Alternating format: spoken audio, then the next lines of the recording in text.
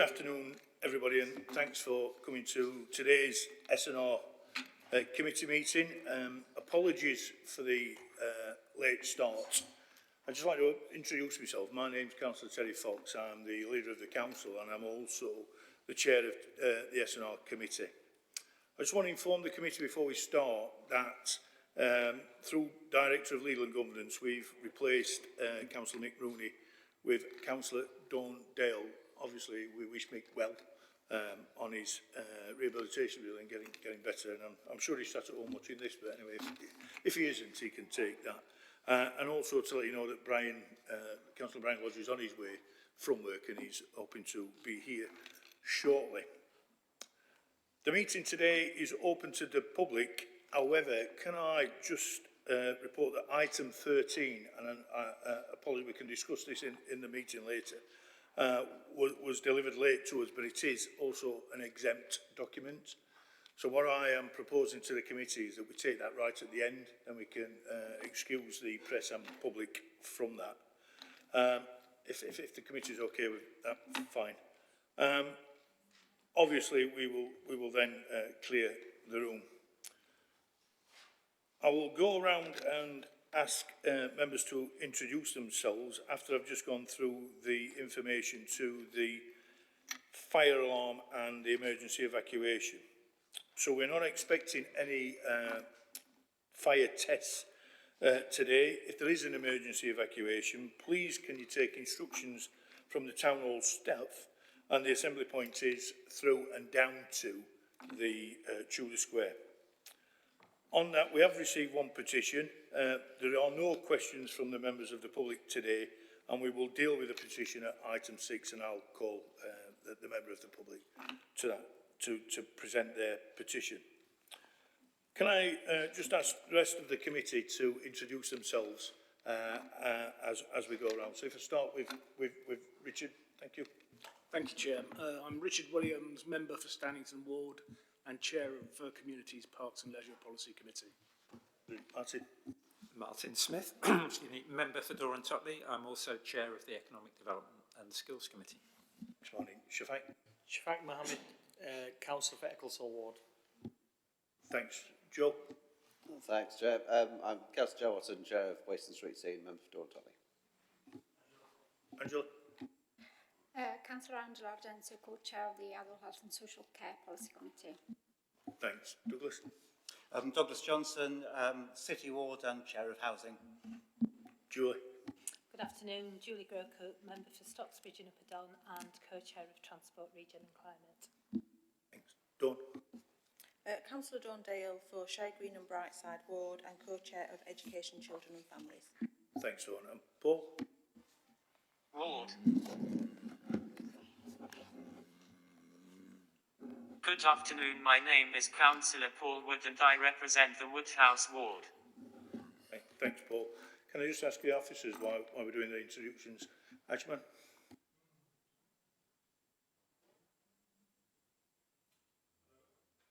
Hello, Ashman Ali, Executive Director of Operational Services. Thank you. James? James Henderson, Director of Policy, Performance and Communications. Kate Josephs, Chief Executive. Thank you. David? David Hollis, Interim Director of Legal and Governance. Thank you, Kate. Craig? Craig Rogerson, Democratic Services. Thank you for that. Have we any apologies for absence? None to report, Chair.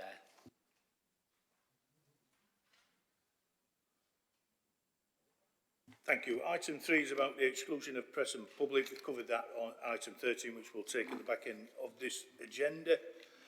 Next is item 4, declarations of interest. Any members got any declarations of interest? No, thank you. Can we agree the minutes of the previous meeting, then on pages 111 to 34? Okay, thanks for that. The next item is to receive the petition. Can I ask Clara to introduce yourself? If you'd like to come to that seat, please, and introduce your petition. Thanks.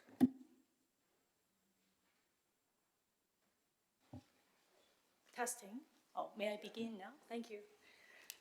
So good afternoon. My name is Clara Chung, Sheffield, Hong Konger. Thank you for inviting me today to present the petition, Terminate Sheffield's sister city's relationship with Ansan and Chengdu in China. Rather than reading the petition letter, I will provide additional information for your consideration.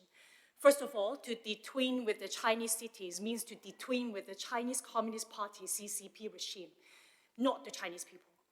It's because the people within China are not represented. In the past, like in the Margaret Thatcher's era, the West thought that when People's Republic of China, PRC, grow economically, it will also be more liberal. And partly because of this assumption, Sino-British Joint Declaration was signed in 1984 in the hope of keeping Hong Kong's autonomy after they hand over to PRC. It's proven wrong. PRC has breached the Joint Declaration. CCP has tightened its grips over businesses like Jack Ma's Alibaba and imposed regulations to control the flow of data and other decision-making processes in companies. Businesses in China are simply controlled by the CCP. And recently, British media reported that Chinese tracking device was discovered inside the UK government vehicles. It was also reported that CCP operated secret police stations in the UK to harass political dissidents. Last year, a Hong Kong protester was violently dragged into the Chinese embassy in Manchester and beaten up. All this show that how the CCP regime damages people's freedom and threatens the national security within the UK. And in the following, I will read a statement by the Tibetans in Sheffield who are also here today. We, the Tibetans residing in Sheffield, would like to request Sheffield Council to reconsider and sever twinning city program with the Chinese cities. It's well known that the CCP has very poor record in human rights. The ongoing self-immolation inside Tibet is a big indicator of how repressive the CCP is towards the Tibetans. The self-immolator count stood at 160 right now, and it's not just a number. Rather, it shows how much they are deprived of basic human rights. The recent policy to send 800,000 Tibetan students aged 6 to 18 to mandatory Chinese boarding schools in Tibet is a big threat to the very identity of Tibetan. As Chengdu is a city with a large number of Tibetans, Sheffield Council should definitely think about who they are twinning up with. And so this is the end of the presentation, but hereby we also would like to hand in 2 supporting letters from Tibetan Community UK and the Global Alliance for Tibet and Persecuted Minorities to all councillors here. And so maybe I'll just put these here for your reference. Thank you very much.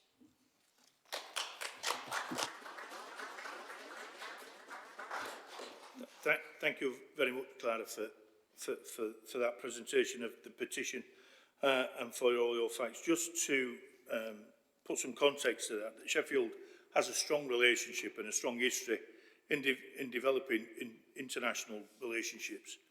And we are bringing through a paper on our twinning, our sisters and our friendships with the international cities, not only in China, but across the globe. Your comments will be fed into that, and I understand you are meeting with local councillors as well. So if during those conversations, if you do want to come and talk to myself as well to put into that, so we can feed your comments through within that paper as it comes through. So the comments are noted. There's no invitation there if you want to get in touch with officers to come and talk to myself and members of the committee. I'm sure we would listen to any points you want to raise with us, but also we'll find out what the conversations are like with local councillors, I believe, at the weekend as well. So thank you all for coming today, much appreciated, and we will note that position. My understanding is you will be leaving, so we'll just pause for a minute to let you clear, because Craig's going to have to take you out of the chamber, and then we'll move on. Thank you ever so much. Once again, thank you for coming.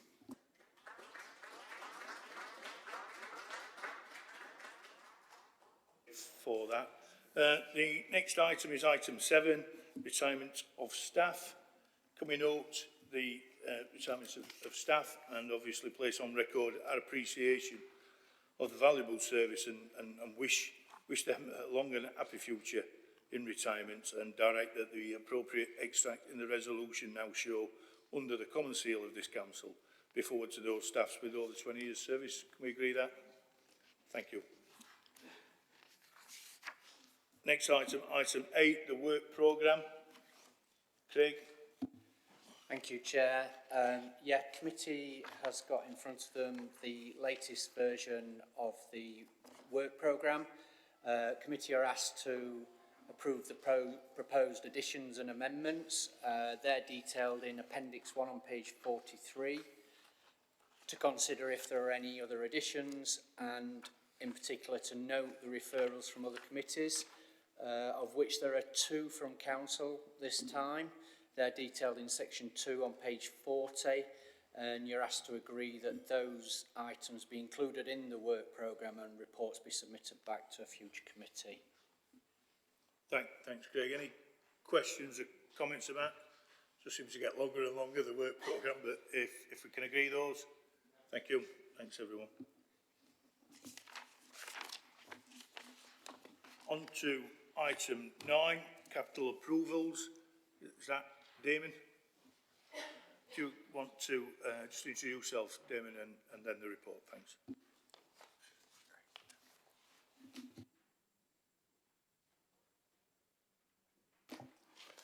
Hi, I'm Damien Watkinson. I'm the finance manager in the capital team. I'm just here to present the monthly amendments and variations to the capital programme. I'll just give you a quick brief run through, as I usually do. Under Transport, Regeneration and Climate Change Committee, the big item is we're bringing forward the Levelling Up Fund for the Castle site, just over £12 million, major regeneration project. The initial feasibilities concluded and the archaeological surveys. So at this stage, we're bringing in a contractor to work on the detailed design stage, and then that will inform the rest of the programme for that particular item. Looking to deculvert the sheaf, show off the castle remains, and some development plots there as well. That's the major item on there. A couple of other things to mention on TRC. There's a saving programme at Little Kellam Bridge is not going ahead now, so there's some Section 106 money being released back for use in that area. There's a reprofiling of some tenant payments for when we get new tenants in Grosvenor House. So that's just been delayed into next financial year. There's been a saving on the 20-mile-an-hour zone at Dearlands, but equally we're putting a new one in at Highfields as part of the Sheaf Valley cycle route. And then also there's some clean bus technology funding that we've been allowed to recycle by the Department for Transport into our CAS fund for larger vehicles. Under Community Parks and Leisure, we've got new park equipment going in at Rolling Acres and Freshfield Parks. We've seen some cost increases at Sky Edge and General Cemetery, but there is funding available from local community infrastructure levy and Section 106 to offset those. Under housing, we're progressing with the demolition of the structure at Knoll Hill in order to hopefully be able to put some temporary accommodation on there. When I say temporary, it's move on accommodation on that site. So the building will progress later, but we're going ahead with the demolition now due to antisocial behaviour. And then we've got an increase in cost on some move-on accommodation that's been built at Fraser Road, but there's scope within the stock increase programme to accommodate that. Education, children and families, some feasibility works going on. One, to install some equipment to meet Equalities Act legislation at St Catherine's, and one, to do some feasibility work at Manor Lodge to look at expanding that due to increasing demand in that area due to the house building that's going on there. So that'll be looking at increasing the pupil admission numbers there if possible. On the corporate side, we're extending our measured term contract to look at path resurfacing in parks and on bereavement sites, so that those that aren't included in the highways contract, to keep those at a good standard.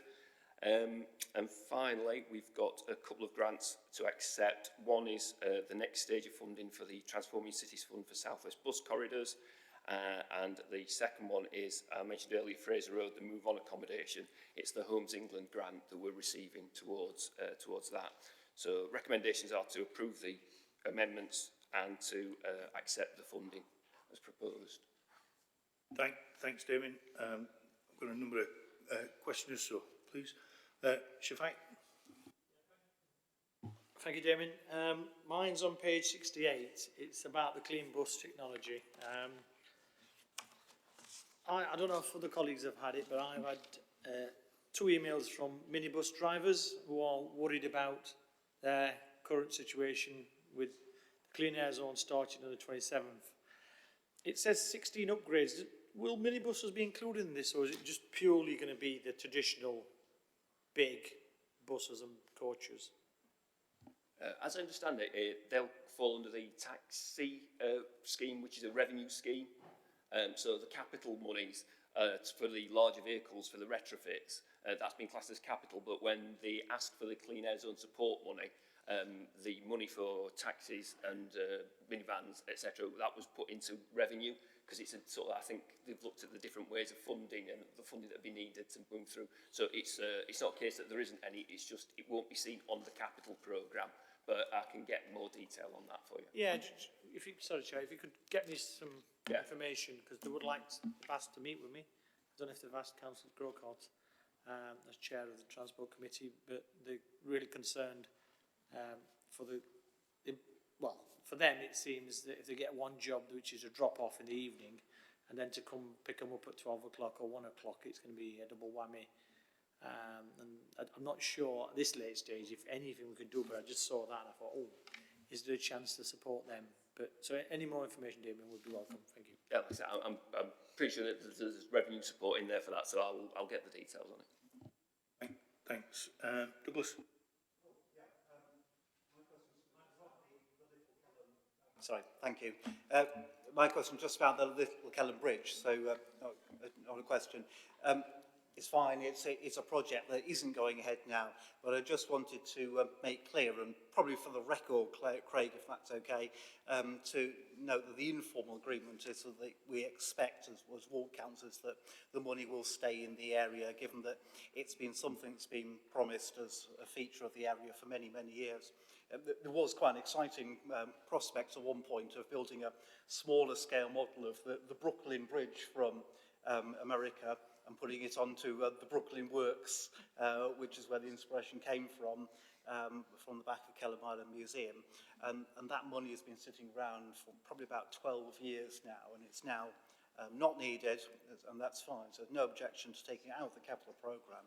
We just wanted the understanding that it is expected to be used for the benefit of people in that area, which is the normal condition attached to Section 106.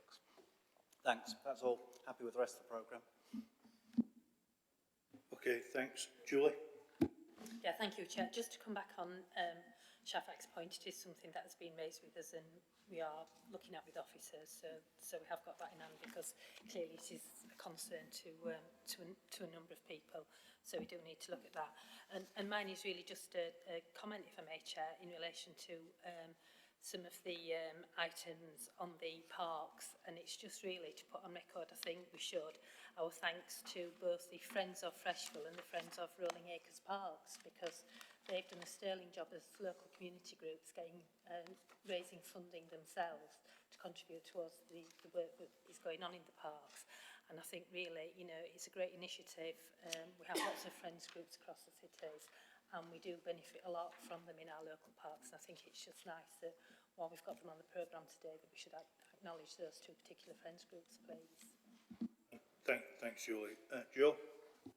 Thank you, Chair. So I've got a couple of items. I've got one specific project, and I've got a kind of general thing about the whole report. So the specific thing, the South West Bus Corridors, I remember this coming to us in the summer. I'm not quite sure why it's come back again, because I thought we'd approved the capital then, but approved it on the understanding that TRC would go away and look at the timing of the bus lane, and with hopefully, from my point of view, with an assurance to the traders that we weren't going to go ahead with all-day bus lanes.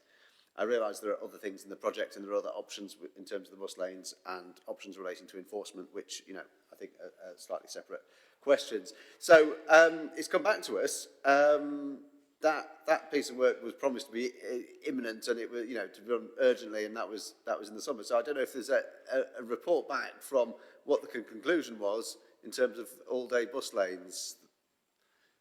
I think Julie. Thanks, Joe. I'm going to bypass Damon and just come to to Julie about the co-chair on that. And just to say, I met with traders on London Road on Thursday night, and they raised issues about timings on the red routes. Julie? Yeah, I was just going to say there is some work still ongoing with members in relation to those bus lanes. They've been doing work with the businesses and residents just to get a clear position on to what they want. So that's just all been pulled together, and we've said that we won't be making any decision until we've had the final review back from the members, because it's important that we do take into consideration their views, which are representative of the feedback that they've had from the residents and the businesses in the area. So hopefully that should be done in the very near future, but it's just not been all pulled together and finalised at this moment in time. I mean, thank you for that. Yeah, I mean, you understand my reluctance last time to approve the capital. I mean, does the final decision, is it a committee decision that whether the timings of those bus lanes, or is it going to be, is it all taken care of already? If you see what I mean. I'm happy to approve this now if the TRC committee is going to get a final say on whether it goes to all day or not. Can you assure me that's what's going to happen? I'll be extremely annoyed if it isn't, let's say that. I don't know let me just tell you legally how we can proceed at this point. If my deputy leader says it'd be extremely difficult, I think you could take that as gospel. Well, okay, yes, no, I appreciate I can take that as gospel. If the legalities can be clarified at this point, if we, can we rest on an assurance that a final decision will be taken in committee and not behind closed doors?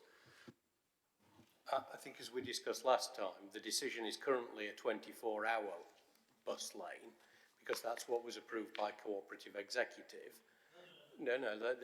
But the issue of whether it should remain that is properly a matter for TRC Policy Committee. I think it was a 12-hour bus lane. I think possibly the 24-hour bus gate on the Rundle Gate was a different. Sorry, a different project. This is the South West Bus Corridors. Yeah. So, but no, okay, yeah. Thanks, Rick. Obviously, it will depend on amendments, etc., that come in. So there's a base to start from, Joe, but I understand the point. Jill, do you just want to come and wrap that up? Yeah, I think the important thing here is, everybody's been working really diligently on this to make sure that we get it right and we do what the residents and the businesses want, and that's why we've been trying to do this. And I think that's probably why it's taken a little bit longer than we would have liked ideally, but we do need to make sure that we get this right, and a lot of care has gone into it, and has been a lot of meetings with the residents and businesses to make sure that we understand exactly what they want and how we should deliver this. Okay, thank you for that. Right, I'll take that assurance. The general point on the capital approvals is, and again, it's a conversation we had in this committee in the summer, I think. When I asked in relation to one of the approvals, I said, well, this is a great project, but what's the opportunity cost? What are we not doing that we could do with this money? And I was advised that the overall strategic decision was made in the capital budget by full council in March. So I was expecting somewhere between then and now to have in this committee sight of the capital budget proposals, that we could therefore make that decision in terms of what are our priorities. I'm conscious that, for example, issues of repairs and maintenance of our assets have come back and bought us in a couple of places, and therefore it's the sort of thing we might want in the capital budget to say, well, let's have a higher priority for that. But obviously, other areas also can make their claims for higher priorities. So the question is, when do we as a committee have an opportunity to give some strategic input to the shape of the capital budget that's going to go to full council, going to the budget council in March, so that it reflects the priorities that we as members have? Thank you. Okay. We are bringing it to CMT, which will give us first sight of that, Joe, and then we'll be able to explore that, and then obviously it'll be coming to SNR as well, so we'll be able to explore or express any concerns or issues you want to bring at that meeting or meetings. Okay. Yeah, it will be the week commencing the 6th. We haven't got the date in. There will be an extraordinary SNR to approve the budgets for onward forwarding to full council. I mean, is that not a little bit late for members to be having their input? Sorry, Joe, that's the S&R. It will be coming before to CMT, so you will have earlier sight than that, than just coming to S&R. Richard? Thank you, Chair. I would like to come back to the Rolling Acre Playground, but before I do so, I'd like to totally support Councillor Grucott's comments about friends of groups. They do a tremendous job across the city. We don't always see eye to eye, but we fully acknowledge and recognise the work they do. Thank you. Regarding Rolling Acres Playground, I received quite a lot of correspondence from community groups, really highlighting their frustration in how things are moving very slowly. And I'd like to say thank you to the officers who stepped in very timely to get things back on track. So we're now moving forward. And I think this is a good example of how the council, officers, local ward members and community groups can work together. And I think it's going to be a very exciting improvement to the playground facilities in this area. So thank you to officers. Thanks, Richard. Brian?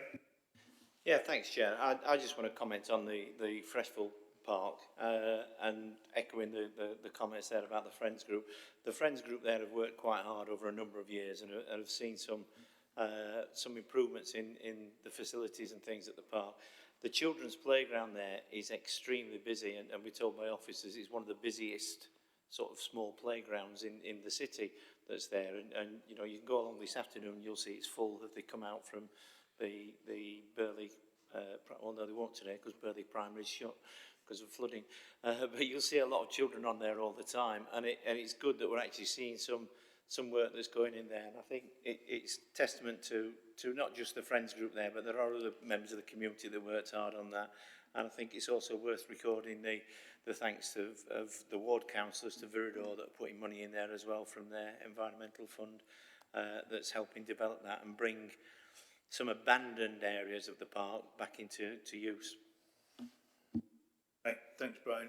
No more questions, comments, then just comment from Chair, obviously, David. Thanks again. I mean, obviously, really pleased to see the feasibility at Manor Lodge about the expansion that's going on in my ward. That aligned with Pipworth at the previous meeting that we've seen, and the investment in Sky Edge. And anybody who went to see Sky Edge at the Crucible, what a wonderful production that was. But I'd just like to say about the report as a whole, this is again bringing in millions of pounds of investment into our city on some real crucial schemes that we may have issues about the rollout of, but you cannot deny the benefit to this city of these schemes that are coming through. And I just think it's a credit here to officers to getting it through to us, but also to the feverish work of politicians to get this into the domain, and obviously look forward to how these roll out with the committees and with the capital investment team. So thanks again, Damien. Always look forward to your reports. Stimulating debate. So with those recommendations, can we agree? Anybody against? Thanks ever so much, David. Thank you.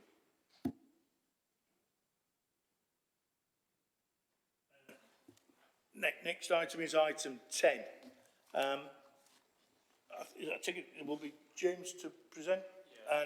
And can I just ask chairs? I mean, I would be, as chair of this group, it would be kind of grateful to hear from chairs of committees of how this is working through your committees as well, and whether there's anything else we need to be putting in from a strategic point of view, as I know you've got your own work programmes with your own committees, but I do feel that being able now to have data and performance in front of us gives us some sort of way within scrutiny, and a great believer if we can measure it, we can manage it. So look forward to comments. Thanks, James. No pressure on there, you and Nicola, but anyway, over to you. Yeah, thanks very much, Chair. So I'll just give a brief overview and introduction, and then I'll hand over to Nicola, who will give us a bit of an overview across the 11 performance challenge areas that are identified within the report. So today's report is the first, as Councillor Fox has said, the first 6-monthly performance update to the Strategy and Resources Committee of the urgent performance challenges that were set out in the delivery plan that was agreed by the committee back in August, and in turn that was based on the performance report that was brought here, outlining the progress that had been made against the previous one-year plan. Members will recall that the delivery plan identified 11 specific areas which required additional focus and attention because of concerns about the level of performance not meeting the expectations that members had for the people and communities of Sheffield. Since then, and as this report sets out, there has been substantial effort and indeed impact across all 11 areas, which Nicola will talk through shortly. Members will note that the report sets out for each of the urgent performance challenge areas a headline summary of progress that has been made and indeed the remaining areas of concern for that performance challenge, a narrative description of progress that has been made and remaining areas of concern, and a narrative description as well of additional activity that is planned for the next 6 months and how that is intended to impact on performance as we move through the remainder of the delivery plan period. The report also sets out for each of those areas a set of quantitative charts and analyses that help to illustrate and flesh out the narrative that is set out above. So that's a fairly standard presentation for each of the 11 areas. I think it is worthwhile saying that this is intended only to give a headline overview for each area. We do have more detail that's available, but one of the recommendations to the committee today is that any area where members would like to sort of explore in more detail might best be done through the relevant policy committee for that particular area, and indeed I'm aware that some policy committees have already begun to do this. Just a few other quick points before I hand over to Nicola. Firstly, just in terms of the data itself, we've chosen for reasons of consistency to report data let me get my words out, up to the point of November 2022, and that's consistent across the various performance challenge areas. For some areas, there is more recent data available. In most instances, that doesn't change the overall narrative, but there is at least one instance that I'm aware of where Nicola will just supplement that information to bring members fully up to speed with changing performance. And then finally, just to say as well that this is focused on those 11 performance challenge areas. It doesn't attempt to cover every area of the Council's business, but focuses on those areas identified in the delivery plan. We are working on developing that more comprehensive performance framework for the organisation. That's the next phase of our activity as we move to become a more mature organisation from a performance management perspective. So I'll stop there, and through you, Chair, I'll hand over to Nicola just to give a brief overview of the 11 areas. Thank you. Thank you. So what I'll do is just go through each of the areas and identify particular performance improvements that we've seen, and then remaining performance challenge areas. So starting with customer services, we see that there's been an increased proportion of calls that are being answered. We've seen a reduction in average waiting times, and we note particular improvement in the revenue and benefits calls area. Remaining challenges in this area relate to call demand, staff vacancies in particular teams, and this leading to the reduced ability to answer calls and longer waiting times, particularly in the repairs team. For the FOIs and SARS area, this is the area that James referenced as having in recent data showing a significant improvement. And we see that the revised approach to focusing resources on addressing the backlog is really starting to show some good results with reductions in backlogs of freedom of information requests and SARS. The challenge remains about responding to a sustained high volume of these requests coming into the organisation, and the need to balance between addressing the backlogs and responding to current requests. Around workforce development, you will see in the report that there has been a reduction in agency worker spend, and that's a sustained reduction over some months now. Remaining challenges relate to working time lost due to sickness and a continuing low personal development review completions. They continue to be challenging.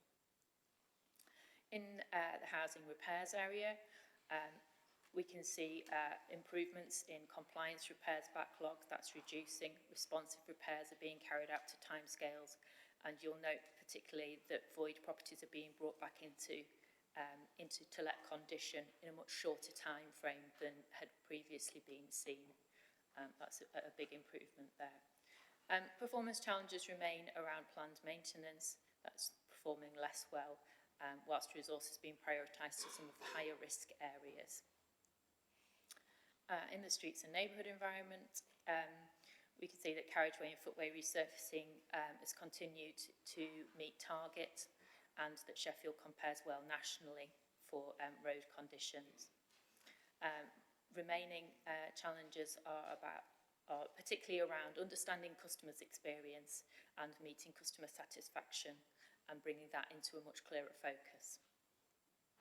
In the cost of living crisis area, which is perhaps considered more of a challenge area rather than particularly a performance challenge area, we see that there's been strategic cross-city response and a range of support put in place, including things like the welcome places and the frontline worker toolkit, which has been very well used already.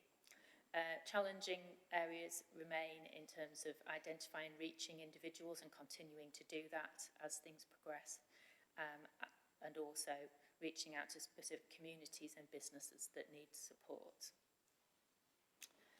Moving on to homelessness, improvements have been seen in the numbers of rough sleepers, which is obviously at the extreme end of the homelessness spectrum, and there's been some improvement towards the prevention target. There are remaining challenges about people meeting demand when people come at the point at which they are already homeless, and that restricts the ability to deliver some of the prevention duties. There's also continuing to increase use of temporary accommodation, which is challenging. In adult health and social care, there are a number of areas of improvement that we've seen over the last 6 months, including improved safeguarding risks being removed and reduced, tracking towards meeting targets on annual reviews, initial assessments, and putting support plans in place for people. The challenges remain around making sure that we have good satisfaction rates for both carers and service users, and that we continue to improve on that. In children's social care, the performance improvement areas are the reduction in the open cases alongside improved quality assurance through a revised approach, and performance challenges are around high-cost placements, the number of children placed outside of the city, and some social worker caseloads which are above or well above expectations. And the final area that I'll draw your attention to is around the SEND multi-agency transitions, where there's been improvements in the number of young people who are having an annual health check.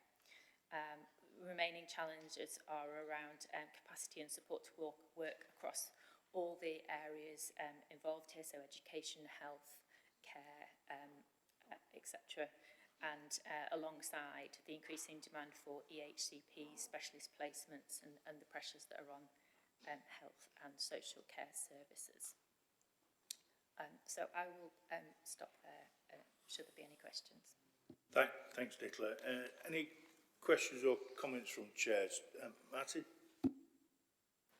Yeah, thank you, Chair.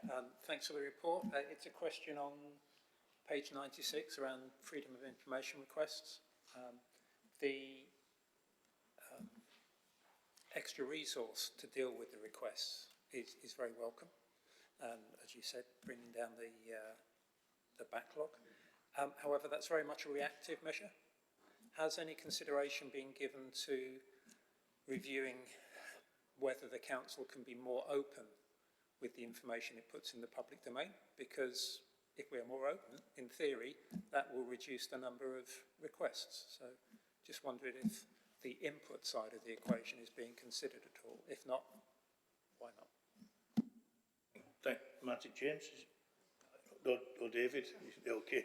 Sorry, David is the director responsible for FOIs and SARs, so he may wish to say something on this one. Over to you, David. Yes, I'm responsible for those responsive ones. But yeah, I think it's comment that's been made before that we can always look at the amount of stuff that we publish. I mean, we're a huge organisation. We generate, I wouldn't like to say how much data.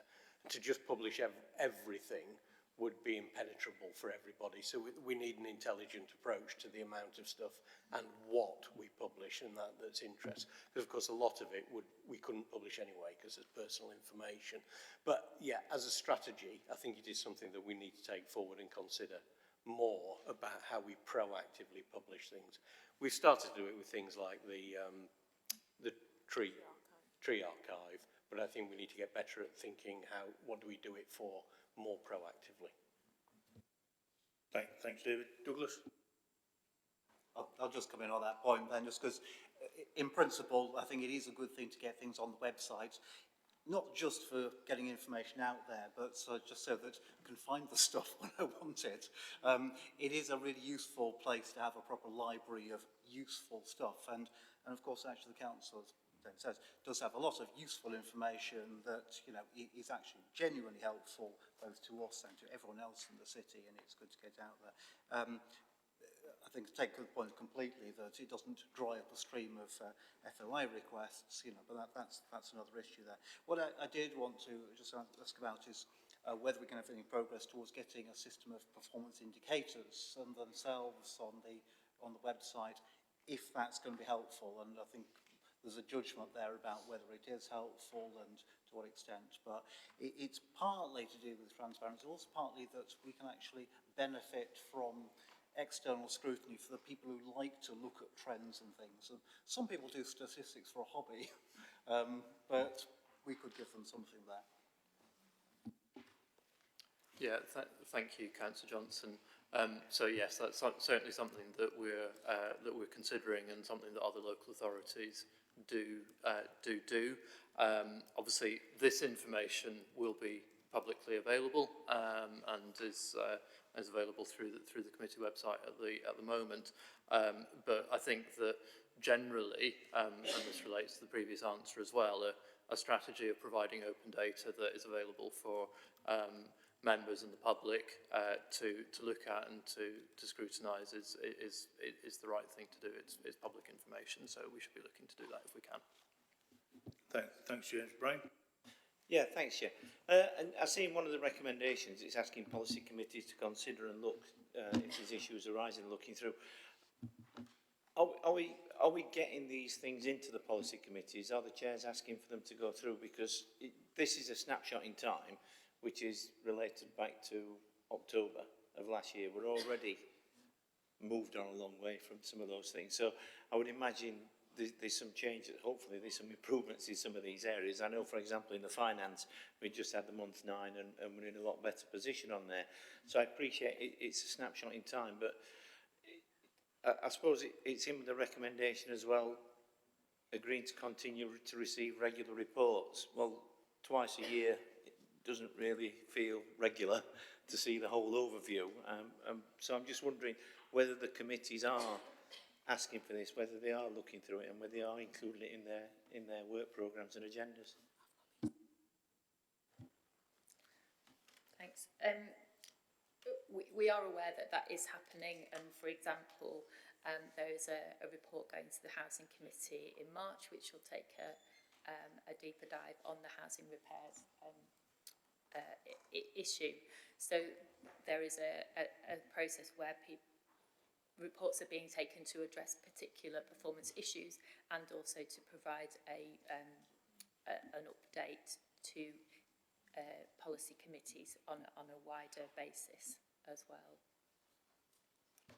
If I may, Chair, I mean, it's not a standard item then, I suppose, is what you're saying on the committees. I just feel, you know, in some of these things in here, in the performance plan that we agreed in here as being the big issues that are facing out there in the city that the public are seeing as well, perhaps we ought to be making the recommendation that it does become, I'm not just saying for the sake of putting it on for an agendas, but if it is reported on the committees, then at least people have got the opportunity, if there is something there, they can raise and go through. Nicola or James? Yes, I mean, I think that it's probably fair to say that there is slightly variable practice across different committees. So I know some committees are very diligent in terms of bringing performance reports and considering those. I think the Housing Policy Committee, Adult Social Care, Health and Social Care Policy Committee has seen a number of different performance reports. That's something I think that we might look to kind of standardise a little bit more if that was something that members wanted to pursue, and we can certainly look at how we might be able to do that. I'm happy to take that away if that's a recommendation from this committee. Thanks, James. Thanks, Brian. Jane? Dawn? Thanks, Chair.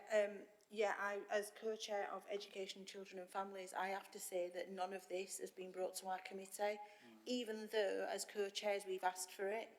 And it is really disappointing because the targets on here are imperative to us being able to deliver and safeguard the children of this city. So I will say I am disappointed that this has not been brought to Education, Children and Families, although we have asked for it. Thanks for that, Dawn, and I'll probably pick that up in comments later. Angela?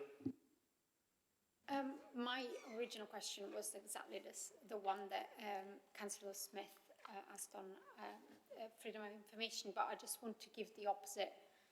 In adult health and social care, I was just looking, we get a dashboard every week. So we see this data.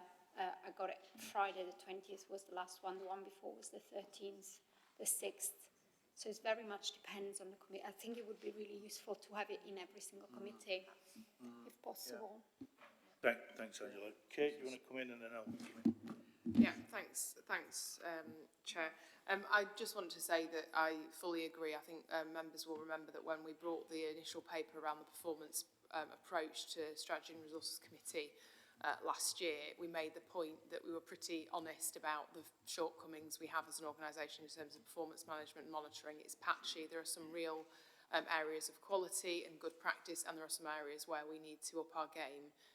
Part of the importance of bringing this to SNR is to raise that profile and make sure that every member of staff is clear that this is how we're running the organisation. So I will follow up, obviously, Councillor Dale on that particular issue, but I think it's also important, to be honest, that we recognise we're on an improvement journey as an organisation here in terms of performance monitoring and management, and the team, Nick and everybody who've been working on this for some time have been at the forefront of really trying to drive that. So my thanks to her and to everybody else working on it.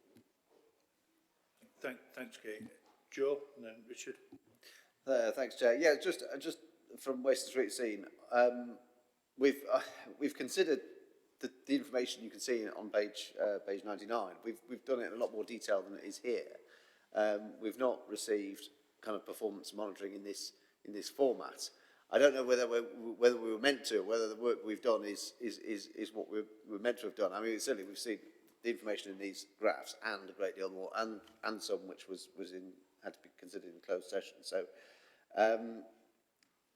I suppose the question is that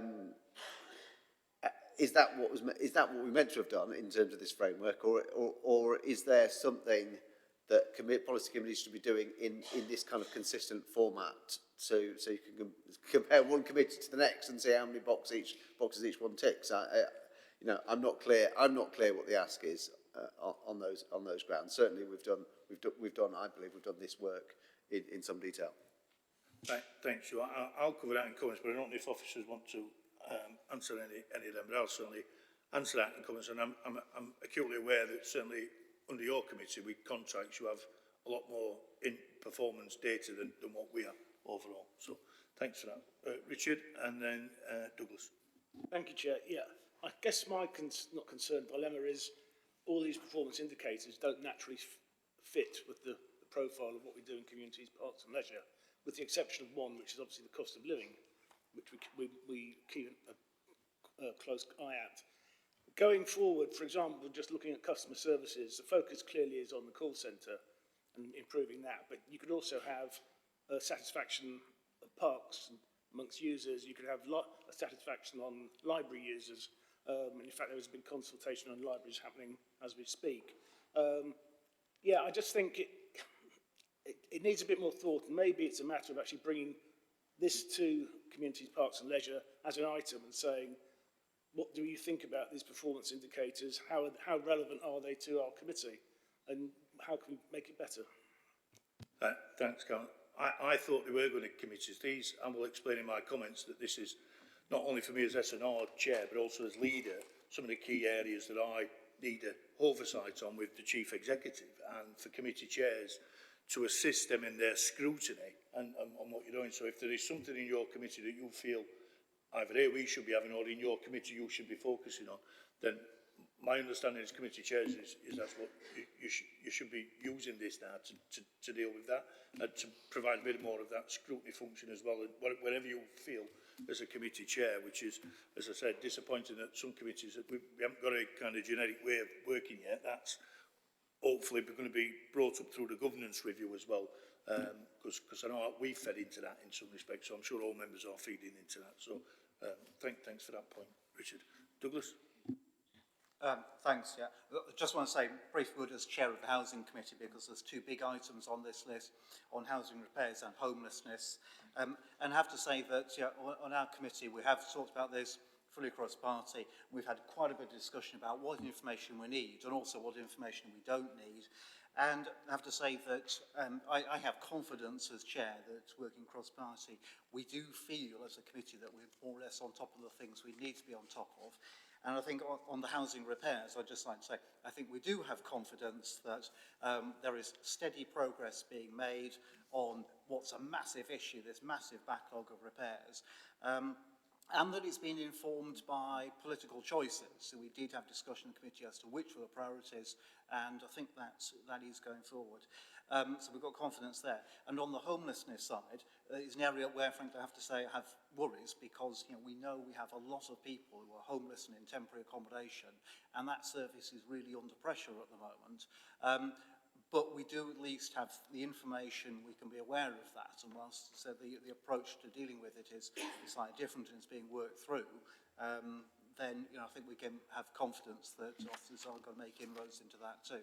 So I just wanted to lay that out there, because there's a lot of housing in this, but using the information, I think things are on the right track, and as I said, I repeat, I have confidence in the officers who are working in that area. Thanks, Douglas, and thanks for that. Brian? Yeah, it's going back to the point I was making, and I appreciate what colleagues are saying, that in different committees you're looking at things, you're talking about things, but I just wonder whether we ought to be getting this. This is the delivery plan that I know you were heavily involved in pushing to get some of these things on here and get some of these things that are out there that the public are telling us about, and getting it reported. And if it is put onto the committees, it's there in the public domain. That it may not be something that's given a full half hour or something as you go in, and it might be odd bits you pick out, but at least it's there in the public domain. It's useful information, but it's not reassuring members of the public if they don't have access to it in getting there. So that's why I was just thinking whether I'd like to make a recommendation that it is included in the committee's meetings. Then it can be given consideration by members if they want to, but it's certainly out there in the public domain, so members of the public can see, because these are the things that we as the Strategy and Resources Committee adopted as the main things that we wanted to push forward as part of the delivery plan. And if I'm not trying to make light of it and things. We don't have the time to go through everything, so we are getting it 6 monthly in here, which is not necessarily going to reassure members of the public. Whereas if other committees are taking it and they are giving it consideration, they are looking at things, they can see that there is more attention given to it. Thanks. So I'd like to make the recommendation, Chair, that they go to the committees for inclusion and consideration. Thanks, Brian. if there's no question, no comments, then I just, obviously for my comment, first of all, thank you, Littler and James, for bringing this and for the work collated to this. As I say, not only as chair of SNR, but as leader of council, we're constituted, or I'm constituted, on some of this stuff on strategic direction as well, and for me to pull out what I feel in some aspects are major issues, and I understand chairs will have their own issues as well to do, and this is the whole idea of bringing it to this committee, that if we are flagged up there is a trend here that's not going in the right direction, then for us as committee chairs, then we're able to pull that up and flag that up at a very early point. Just to reassure members, we do go through this on a regular basis, and it will be on a regular basis, but I am acutely aware within the delivery plan was to give us that kind of guidance as we move. We're only 9 months into a brand new way of working at the moment, and to give ourselves some guidance along that way, and the governance review has come at a good point, I feel, that we'll be able to put into that. So thanks for today's discussion. It's quite interesting to what how some committees are working. Members, there are recommendations on the paper. There's also the recommendation from Brian. Do I get a seconder from Brian? I'm thinking about on committees, not every committee, but I'm sure on a regular basis. I mean, we could agree whether that's a month, 2 month, or bi-monthly. I'm not saying every committee. I'm happy to leave the wording to office. I just think there ought to be some way that we are ensuring they are reported, or they are there on the committee agendas for comment if people need to. Right. Is this for a point of I just wanted to clarify what exactly was the recommendation, and is it not wrapped up in point 3, which looks really broad to me? I think we're on the right line, Brian, but it just wants some further work doing, which I think will be done anyway. Sorry, it's a different recommendation from what's already on the paper. It's bi-monthly. I've thrown that one as a compromise.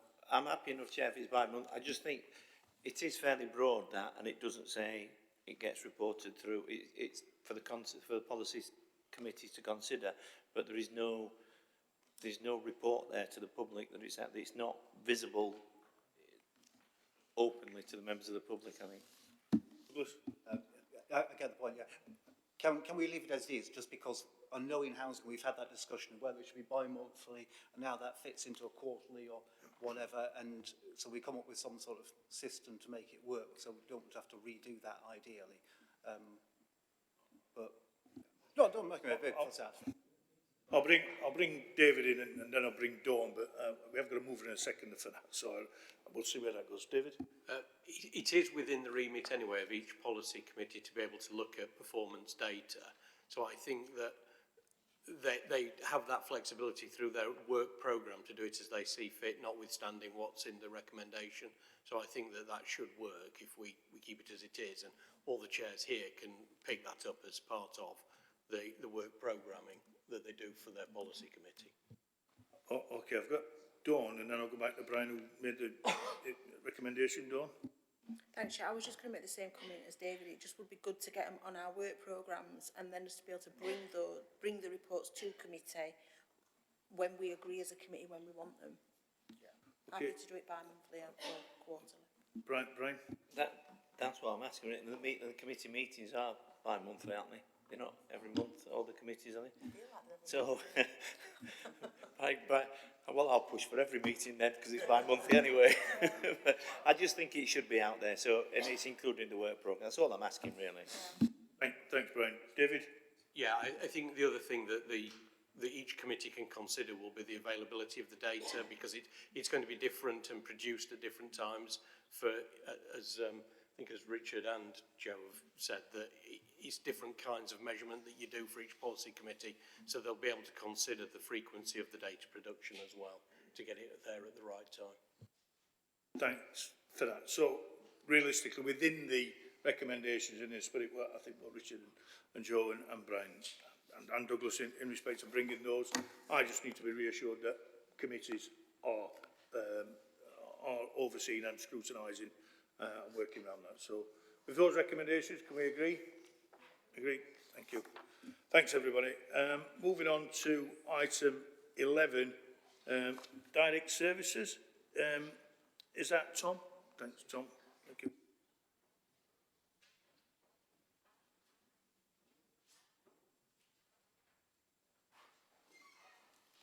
Afternoon, everyone.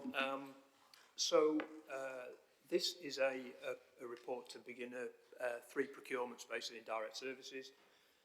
Members will be aware that the services I'm responsible for in terms of facilities management, repairs and maintenance, transport and fleet, we commission a significant chunk of support from external providers. This is us in the process of normalising a lot of our contract arrangements, and in the interest of trying to be as efficient as we can through committee, we're trying to clump some of these up as decisions into reports so that we're not bringing a report for every single procurement decision. So this is basically 3 procurement decisions. I'll very briefly talk through them. So the first one is a procurement in terms of engineering inspections. This is to do with pieces of plant and equipment, boilers, lifts, hoists, stair lifts, etc. within the council's property portfolio. We've got a statutory duty under health and safety to inspect them. So that's us looking to go out to procure a contract to deliver that to the value of something like estimated £480,000 for a 4-year period. So that's the first one. The second one is a contract for water supply. So this was a bit of a surprise, but believe it or not, because we were previously under a Yorkshire Water contract, we've never actually had a contract in place for this formally through a procurement route because we never had to previously. The reality of this is there's very little competition in this system, as you might imagine, but from a legal technical procurement perspective, we need to get out and procure it, so that's what we're proposing to do. You'll see there is a significant cost associated with that, but again, probably of no surprise given what everybody knows about water usage and bills, etc. It's a fairly standard thing and just something we need to do to normalise the contract. And then the third one is about the hire of vehicles. So again, we have an internal fleet maintenance service that has a huge internal fleet that we own and maintain ourselves, something akin to about £8 to £9 million worth of services delivered through that service, but we have to supplement that occasionally with hired fleet where we've got, you know, an increase in demand somewhere or an extra bit of breakdown in a particular service to maintain service as much as we can. And again, this is a decision to go out and procure, sorry, fly on my face, to go out and procure a framework contract for the hire of vehicles for a 4-year period for £1.4 million, so about £350,000 a year worth of hired vehicles. I know it's members are very keen that we try to bear down on that hired vehicle cost as we go forward, and we are looking to try to reduce that. And I think you can probably see in the report that we currently spend around about £500,000 to £600,000 a year on fleet hire, and we're looking to reduce that through this contract arrangement as we go forward and take more vehicles into internal service. So that's it in terms of the report. It's just to get S&R Committee's approval to go forward with those 3 procurements. Thanks, Tom. Any questions, comments? I think it's quite straightforward. Can we agree those recommendations? Thanks. Thank you. Thanks, Tom.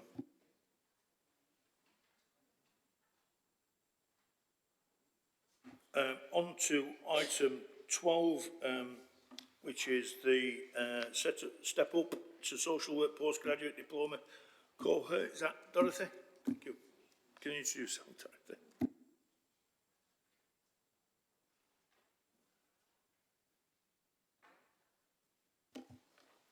So good afternoon, and my name's Dorothy Smith. I'm a Senior Manager in Children and Families. This report is in relation to the Step Up to Social Work degree programme that is fully funded by the Department for Education for people who wish to change their careers into social work in children and families.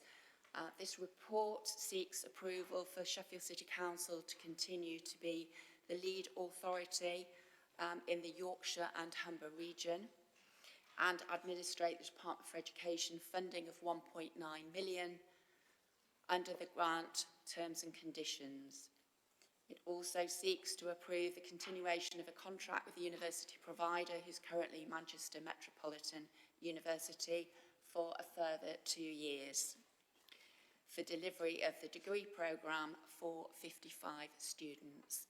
The Department for Education has recently awarded us the funding for 55 students across Yorkshire and Humber for 9 local authorities, and we are the lead authority of the region.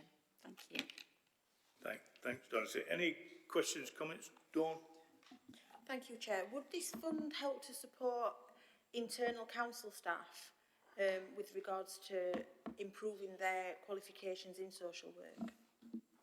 Yes, it would. I mean, it's a national advert. It's going to go out in mid-February and close at the end of March. It's open to anybody to apply, and we have historically supported employees from Sheffield City Council to apply.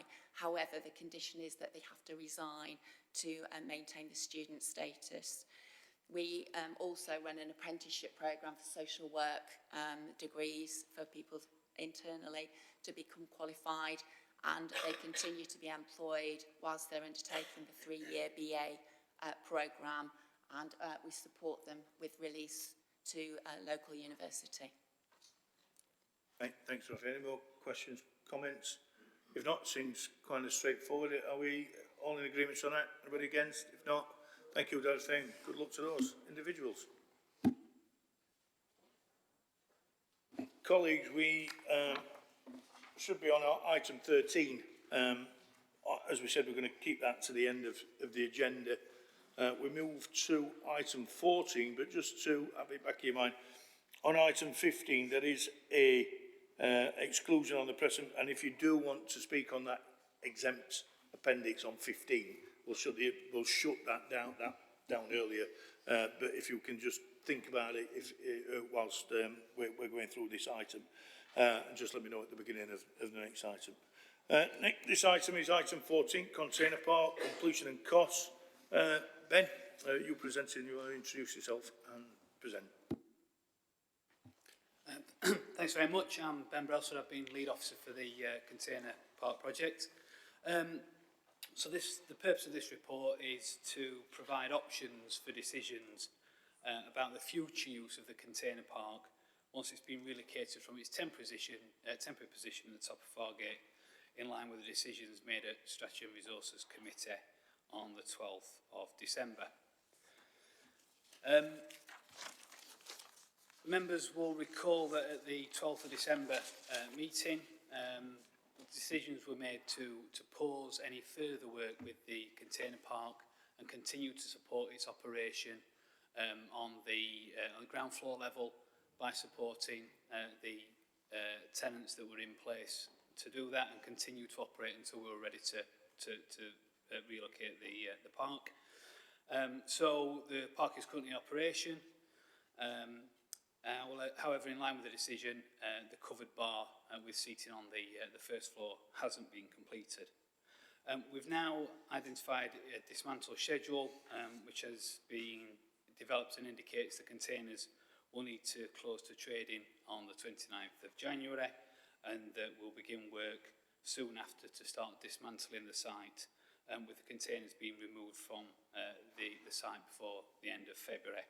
And then works on the future High Street Fund will then start to commence early March, transforming Fargate. In terms of the options put forward, also due to the short period in time available from the 12th of December decision until when reports needed to be presented, it's a high-level options appraisal, and we've had to make some cost assumptions within the paper. So the final proposal will then have some further detailed work to formalise and confirm some of those costs. The 4 options that we've investigated are to store the containers while alternative use is explored further, and those alternative uses could include working with community groups and improving facilities in our parks and other outdoor activities. We've also looked at option 2, which is around locating the container park on a vacant plot of land near Sheaf Street by the railway station. A third option has been around exploring with a third party the potential to locate the container park on a second piece of vacant land near to the station, and finally exploring the potential to sell the containers to a third party. In terms of the paper, the recommended option is to go forward with storing the containers and then working with community groups and parks to look at alternative uses going forward. utilising the containers in this way, it helps provide community assets with a longer lifespan than any of the other options we were considering.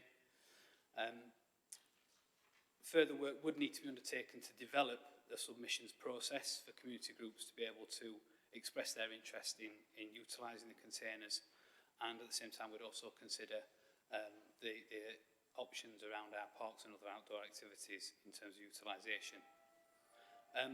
The recommendation also contains a recommendation about how to review the container park project going forward, and that be carried out by internal audit, with a review planned to be completed within the first quarter of next financial year.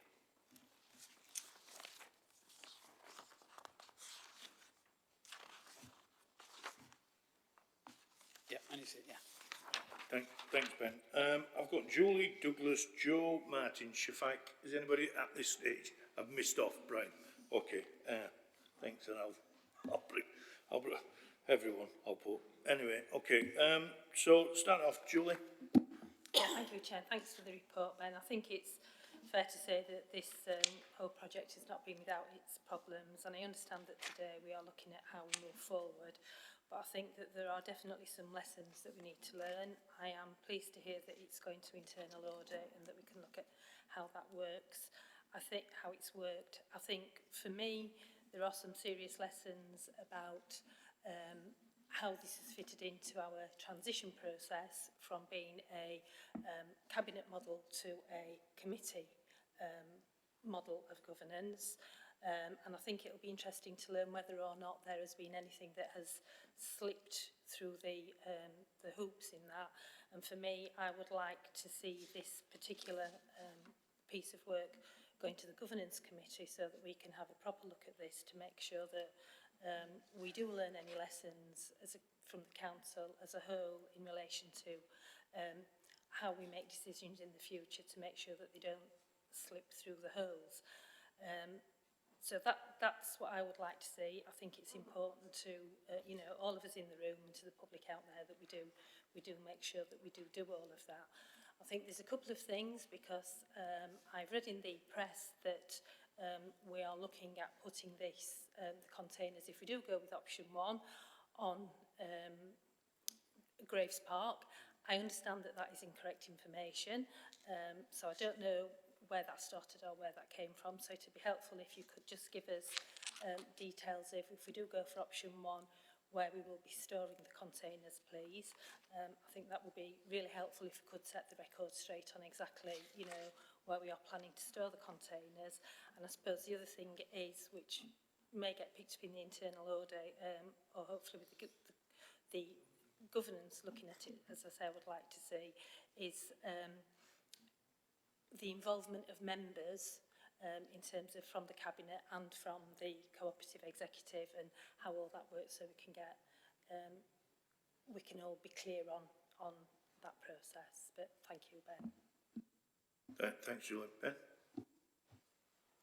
Well, I think in response to that, Julie, I think that the bit you need me to confirm is absolutely that they won't be stored on Graves Park or Norton Nurseries at all. We're finalising the storage location, but it will be a brownfield site, not on one of our parks. Thank you. Thanks, Ben. Douglas? Thanks. Thanks for the report, first of all. I support the recommended option. It's a sensible thing to do in the circumstances. I don't want to dwell on the past. I think it's just worth saying that it is important that, you know, the council here sometimes takes some element of a reasonable amount of risk, but implicit in that, we have to recognise that if you take risks, then sometimes things will not go your way. Don't need to say anything more about that. What I did want to ask, though, is the interesting bit about what happens next with the containers. I've already had 2 or possibly 3 expressions of interest around groups that might be able to use those containers.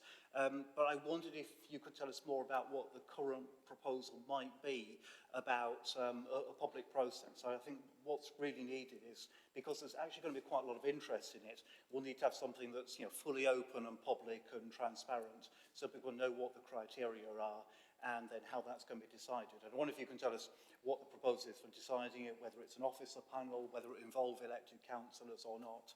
And probably the big question is the thinking on who's going to pay for the cost of moving it from wherever they're stored to wherever they're going to be installed. Is that something the council's in a position to do, or is there expectation that whoever wants to bid for the containers has to be responsible for meeting the costs of transporting, installing, doing the groundworks, utilities, drainage, etc.? So don't you got any thinking on that? If so, yeah, let's have some. Thanks, Douglas. I don't want to preempt the option, because obviously we need the information to do that, but the best of your ability, Ben, where our thinking, or where the thinking is at this moment in time on that. Thanks, Douglas. Yeah, thanks, Douglas. I think it's fair to say we're just starting the process in terms of how we pull that together, but clearly we want a collaborative process, so we'll take advice on how we pull that expression of interest form together, who's involved in developing that, and also the criteria that are included in that as well. So yeah, unfortunately I can't answer your question about cost at this point. That needs to be part of that process.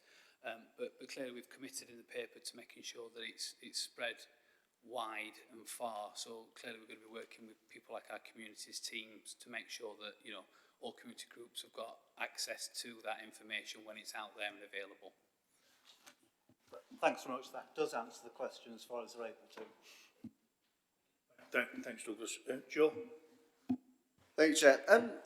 So, can I ask, I suppose the residual value that exists in the containers once they're in storage, would you say that is in the container itself, the structure of it, or the kind of the fitting out as a food outlet or a shop or a bar? Where does the residual value largely lie? It'll be in terms of what they're reutilised as. So, you know, we've got some fitted out as toilet facilities, some fitted out as catering, retail, and some fitted out in spaces that we've quite comfortably used as classrooms, but they are fitted out with windows, doors, interiors, electrics, and all that type of stuff. So, you know, there is value in reutilising them in that type of format. And they're owned, but the fittings are all owned by the council along with the, okay. So, yes, so although it doesn't go into it in option one, the concept is we'd be looking for similar uses. So the bar as a bar, possibly a function room, something like that. The food outlets as food outlets. I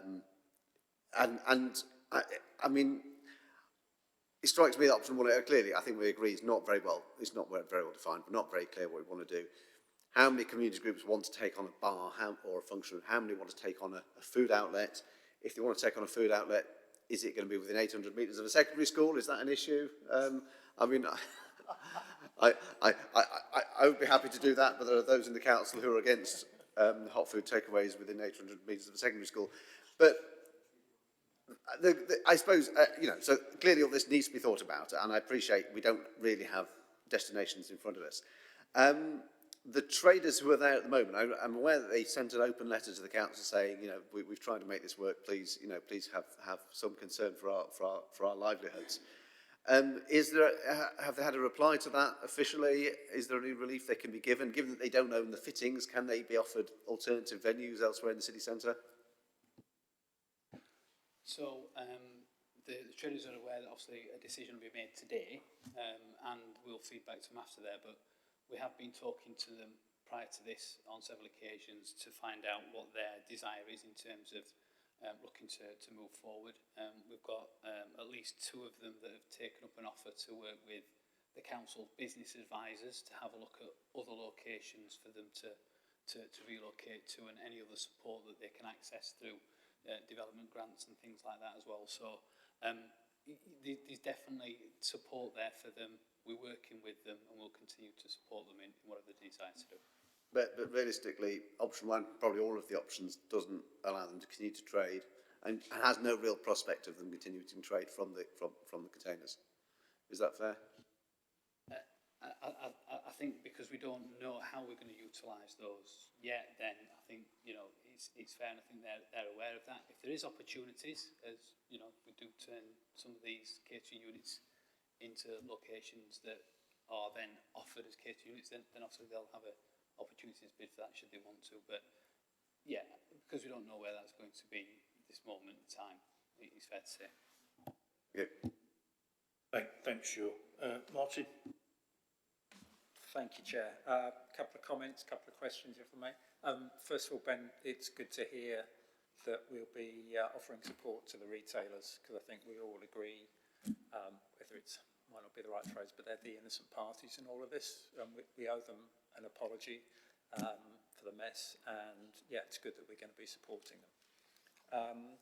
The other comment, I just wanted to kind of respectfully disagree with Councillor Grocott, who said lessons learned should be taken back to the governance committee, if I heard that right, Julie? All right, because my understanding is governance committees not a public-facing committee. Given the given the public interest in this, I think the lessons learned need to come back to a public open committee. And I'm seeing nods to the heads. I think that's a good thing. Just for clarity, Martin, if I can. David, just like to come in on that point? Just on that point, man. I think it is right that the governance committee consider any consequences for the governance arrangements that we've got that arise from this. I think that is separate to the lessons learned generally, which I think will probably come back here. And then there will be the internal audit will report, and then that will go to audit and standards as well. Okay, I'm fine to that. We might come back to that a bit later on. I wanted to just ask about the comments in there about the potential clawback from the MCA. So, how big is the risk, given the options that are under consideration, that we might have to give the money, or a significant chunk of the money, back to the MCA, and therefore the council is left carrying with an even bigger bill? Yeah, and the other one is just that, given the value that we've got on these, the current asset value for these things must be quite high. Where are we going to store them in the interim? Because whether you, on paper anyway, they're quite valuable assets. So those are the two questions. Thank you. So in terms of the risk of clawback, it's been assessed as a low risk in terms of that.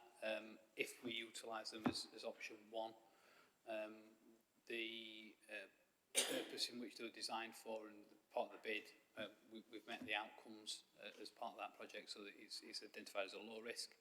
In terms of where we're going to store them, I think, as I mentioned to Councillor Grocott earlier, we're finalising that location. We need to do a site visit to finalise it, but it'll be a brownfield site, not one of our park locations. Sorry, so that's the temporary storage location, not the final location. Okay, thank you.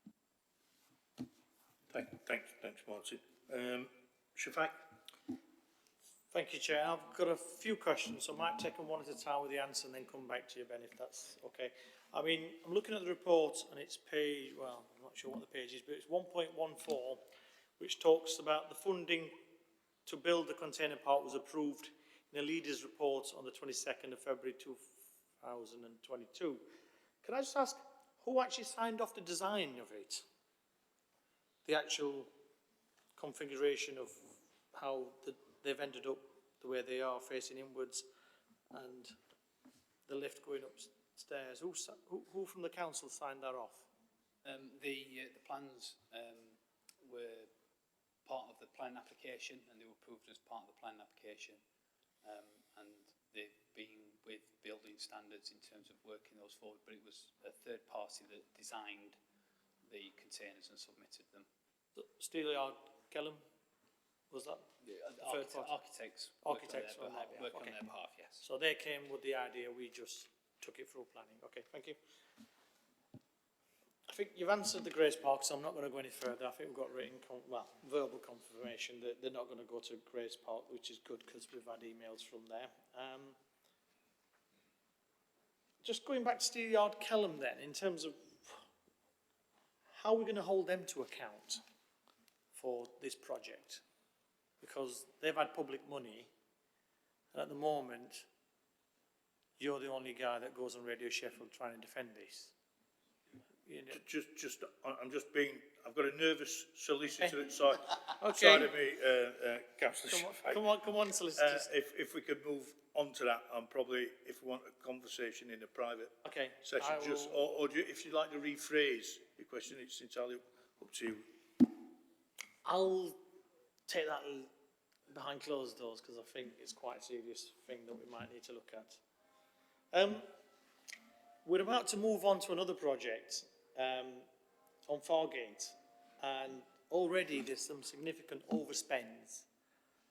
I know we're going to have, or potential overspends. I know we're going to have a review into this project, but is there any immediate lessons that can be learnt from this that will help deal with what we're seeing potentially could happen to what was originally envisaged on Fargate and what we might end up with, i.e. a lesser scheme? I think, you know, one of the things to say is that that's not a project I'm directly involved with at the moment, so I've not got a lot of detail in terms of that. However, it is being led by our capital delivery service, who are a specialist service that are set up in terms of delivering you know, big capital builds like this, and they've had experienced project managers that have been involved for a number of years now taking that forward. So I think in terms of assurance, you know, the number of projects that they've delivered successfully over the years, I think that gives us some good assurance in terms of going forward for the Future High Street Fund work. Thank you. I've got an amendment I want to propose later on, Chair, to the recommendation. Only a slight tweak. If I can come back then, when we round up, if that's all right, Shafik, thanks so much. Just for a point of clarity, if I can, just on the back, just before I move on to Brian and Richard's question, just on the Future High Street Fund, can you just point out the boards that sits at now, and who's overseeing that? Is it Regen and TRs? I'm just trying to follow the process for me.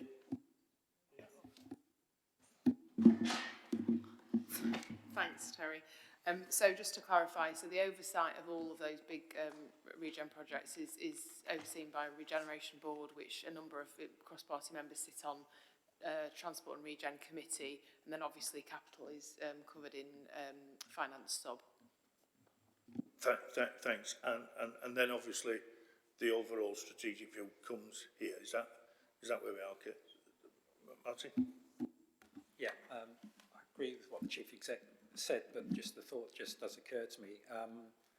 You know, if we've got lessons learned, if we've got the potential for significant overspend, and as a result, de-scoping of the work on Fargate and the High Street, I agree. Yeah, that is reviewed at the Regen Board, but it just does occur to me that again, that's an inward-facing thing, and I think we've got. Yes, there is a balance, but at some stage with large amounts of public money, there needs to be some degree of oversight and discussion in a public forum. As to what the best answer for that is, I don't know. I just wanted to point that out. Thanks for that. I was just coming on the back of Councillor Shafik's point of view about items highlighted quickly so that we react and where that would be picked up. And again, obviously this board, for all members, we have the strategic and financial overview of risk to the council, so I'm acutely aware that if there is any highlights that it gets highlighted here as well as quickly as possible. That's and that we've got cross-party representation on all those committees. I was going to get clarity to make sure. So thanks for that, Martin. And thanks for that, Shafik. Sorry for I just needed those clarifications as chair. Brian and then Richard. Yeah, thanks for clarifying that, Chair, because I was frightened that was coming to finance then. I'll quite happily pass it back to Martin over there with his committee. It's a couple of questions, and just a comment first off. I'm glad to hear that you put that reassurance out there about Graves Park and Norton Nurseries, because as the chair of the Charities Subcommittee, I think as Councillor Williams as chair of the the committee that covers the parks, I think we'd both be up in arms and saying you're not putting it. And I think we can make that reassurance quite firmly to the public now and dispel all those rumours. I don't know where the story came from. It's probably somewhat irresponsible to put those scare stories out there, but they're not going to Norton nurseries. So I think that's a strong message that we need to get out there. Going on to the report and looking at the options, and it's in option 3. It talks about a third party. How serious is that? How serious is their proposal, or is their interest, shall I say? Because if it is something that they are interested in, option 1, we're dismantling it and putting it in storage. Is it sort of making a decision ahead of looking at the if a third party is interested in, if that's a revenue stream that comes in for the council? In terms of that third party, it's one of a number of options they're looking at that site. So I think it's far too early to presume whether that would be an option that has got legs. Probably the time frame that we'd be looking at in terms of storage and reutilising. So we know that that's an option that would, if it was going to come forward, would be quite a way in the future, sort of 12 months or so. And I think when we've looked at these options, we're obviously considering the longer you store them and they're not in use, you know, we're kind of losing value on them. So that's why the option 1's the recommendation in terms of looking to go forward. Thanks. And just another question. If these containers are going to be used in different locations and moved around, do they require planning consent if we are looking to put them in to community locations or parks? Because I think that needs to be, that's probably one of the issues that friends groups or organisations may look at this and think, oh, there's an opportunity. We need to be clear, I think, in setting that out, that it's subject to getting the planning consent that's required. I know containers are used in different locations and they're quite successful in things. And I know in the Willowbrook Park, I think they're looking at a container in there with that bolted onto buildings in there and adding to it there. So it's just, there are locations to go, but I think we just need to be clear to any groups that are coming in that it is subject, because the last thing we want is to be saying a friends group or a community organisation, yeah, we're coming this in, and then there's uproar because the community don't necessarily want it there. So I think it just needs to be clear in the outset, if there are groups that are interested, in the protocol that's going out, expressions of interest. I think that needs to be explicit in there. Thanks, Sharon. Thanks, Brian. Ben? Yeah, just to say, I completely agree with you, and that's the plan, is that we ensure that type of early information is in the expression of interest that goes out, so they can consider that and decide whether they still want to put an expression of interest forward. So that and any other sort of technical or financial considerations that they might need to make. Thanks, Ben. Oh, thanks, Brian. Richard? Thank you, Chair. It would be very easy to become very jaundiced about the word container in Sheffield, based on what's happened. But of course, we have a very successful smaller container park down in Kelham Island, which, unless it's moved, houses one of the best restaurants in Sheffield.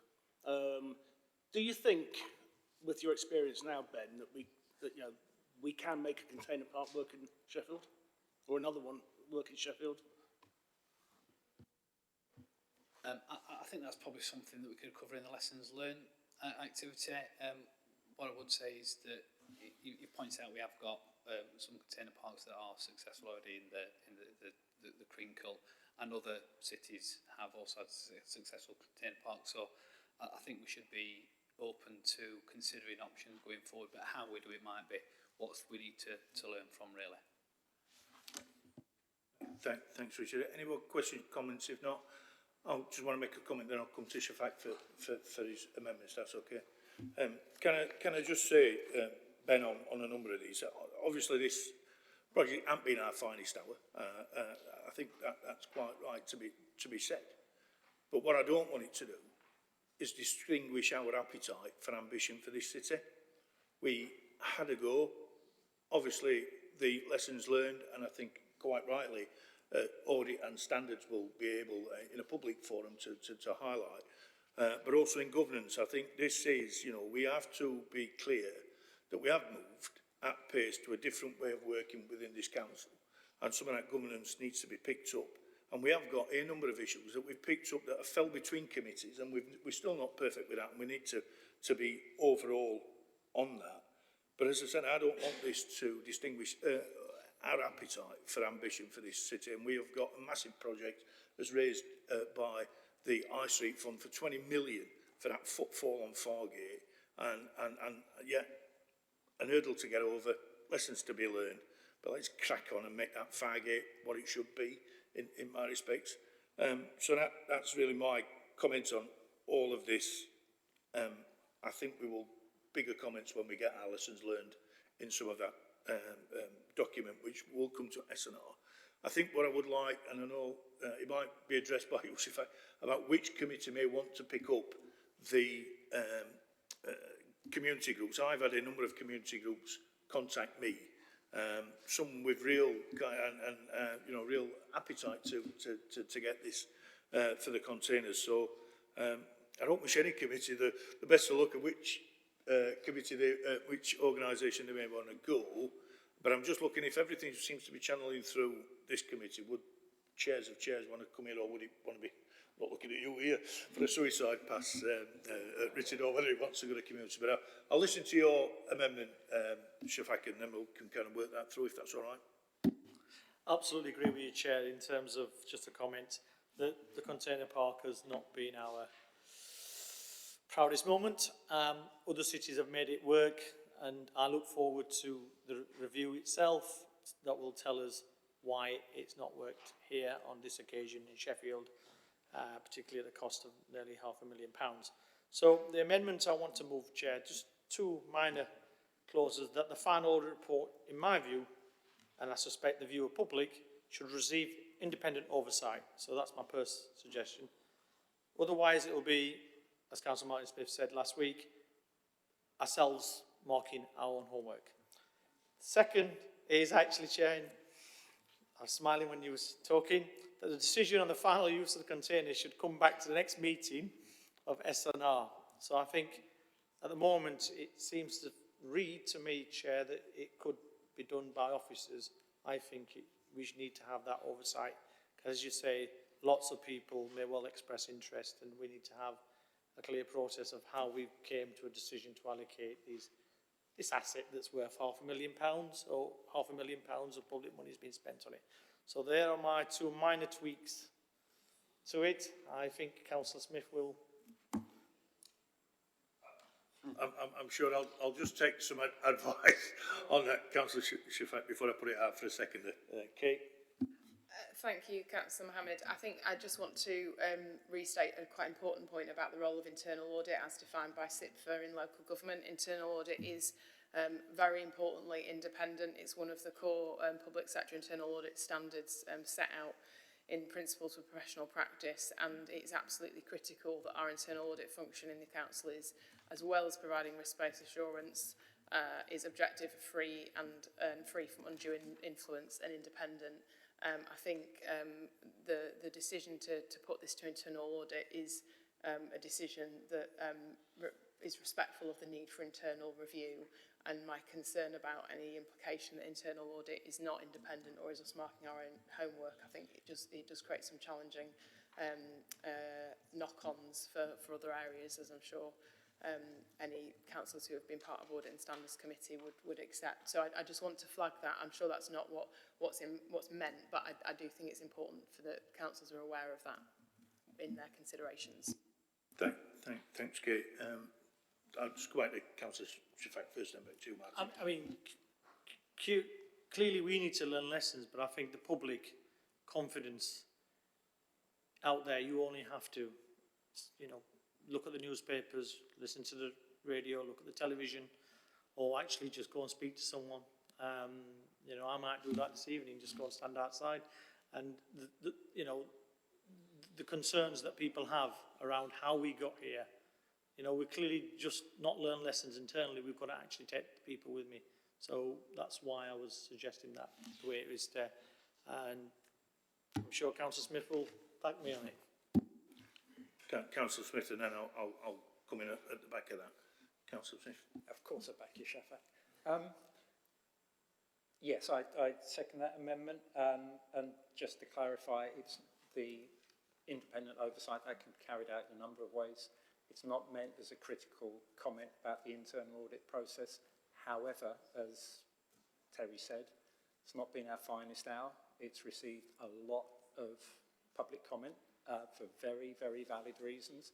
And as Shafik said, for confidence, we need some external oversight of either the process or the output, and there are a number of different ways that could be done. So I second that. And yeah, the recommendation as written, certainly my interpretation of it, delegates some key decisions to officers about what should be done next. Again, it's not a criticism of officers, but I think that really should come back to this committee, again, because of the factors we've all been discussing. It's something I think that should be for members. Thank you.